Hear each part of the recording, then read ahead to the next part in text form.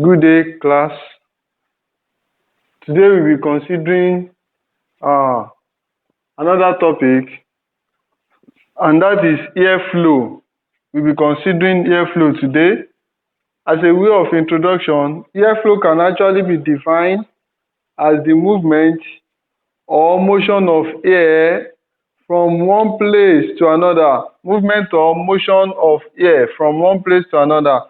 Take note that pressure exerted by the atmosphere on the earth is always called atmospheric pressure. Pressure that is exerted by the atmosphere on the earth is what we refer to as atmospheric pressure. And it should also be noted that air always flow from the high pressure side to the low pressure side. The way air flows is always from the high pressure side to the low pressure side. Take note of that. We have majorly these types of generating airflow. We have four methods of generating airflow. Number one is our mouth. I believe you know that you can actually use your mouth as a way of supplying air. Just what we did on the topic we treated in our first term on our first aid. Don't forget, in order to assist a victim who is involved in a form of what? Maybe sudden collapse, we may use our mouth to mouth to help the person resuscitate even back to life or gain his consciousness to life. So we can use mouth to generate airflow, and even if you are eating a very hot food, you can actually make use of your what? Of your mouth to blow the food so that what? The food can become cool to the level that you can easily what? Swallow it. We can also use our fan to generate airflow. I believe you know that. Then we have this other type, we call it velo. This is a machine or yes, a device that is being used by this our goldsmith in order to what? To supply the air to melt or to heat our what? The what's it called now? I will just call it the raw material they are working on. That may be tin and it may be metallic in nature. Let me just put it like that. It can be our, what do you call it? The necklace that they work on. So they use this velo to supply what? Air to the what? To the heat. It's more or less like it's the one helping the heat to the fire to what? To gain more heat so that it can actually melt the what? The workpiece. And then we have our air pump. I believe you have also come across this aspect also before. When you have a kind of flat tire, you take your vehicle to this roadside organizer. They use their pumping machine in a way to help your dad's or your mom's vehicle to supply air so that the tire can come back to the road for your, what's it called? For continuation of the journey you are onto. And we have this relationship that exists between speed and pressure in airflow. The higher the pressure, or better still, the greater the pressure, yes, of the air, the higher the speed.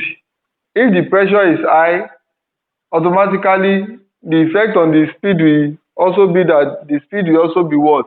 Will be high. Take note of that. And we have some definition of terms to consider under this topic. Number one is the pressure and the speed. We have just made mention of the two now, speed and pressure. Let's quickly look at what pressure is and what speed is. Pressure can be defined as the amount of force acting within a specified area. Force acting within a specified area, at least at this your elementary level, just know that pressure is the force acting over a surface, okay, acting on a body within a specified area. So from that definition, we can derive a formula for that pressure. Mathematically, our pressure that we denote by letter P is equals to force all over area. And don't forget the SI unit of force is Newton. That is this N.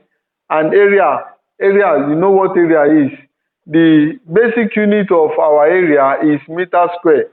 So you will learn more on that for as many of you that will find yourself in science class.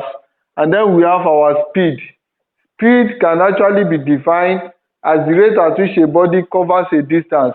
Rate at which a body covers a distance. When we talk about rate, we are actually even referring to time. Rate at which a body covers a distance. You can see distance there. So distance is actually denoted by letter S, and our time is small letter t. Unit of distance is our meter and unit of time is seconds. So you have the unit of speed being meter per second. Meter all over seconds, which is also the same thing as what? Meter per second. Let's quickly talk about the types of airflow that we have. Majorly, we have two types of airflow. We have the laminar airflow and we have the turbulent airflow. Laminar airflow can actually be defined as peaceful airflow of, or let's just say peaceful flow of air without any noise and disturbance. Whenever we have air flowing peacefully without making any noise or any form of disturbance, that kind of airflow is what we refer to as laminar airflow. On the other side of our turbulence, on the other side or the other types of airflow, we have turbulent flow. And in this case, we are dealing with flow of air at high speed. Flow of air at high speed. And as a result of this high speed, you can see that great noise and lot of disturbance is involved. And this kind of airflow often results into damage. You talk about cyclone and some other types of what is it called? Tornado and the likes. Take note of that. These are examples of turbulent airflow. The kind of air you enjoy when you just sit in the cool of the evening and the air is just refreshing your system. That's a form of laminar airflow. And even when you switch on your, what do you call it now? You switch on your fan, you regulate it to, let's say maybe 3 or 4, right? Using your regulator, then that kind of airflow is also a form of what? Laminar airflow. But when we have this cyclone, tornado and the likes, then we talk about turbulent airflow. Having said that, we will be ending the class even here. When we come again, we will be considering another topic on hydraulic. Until then, happy listening.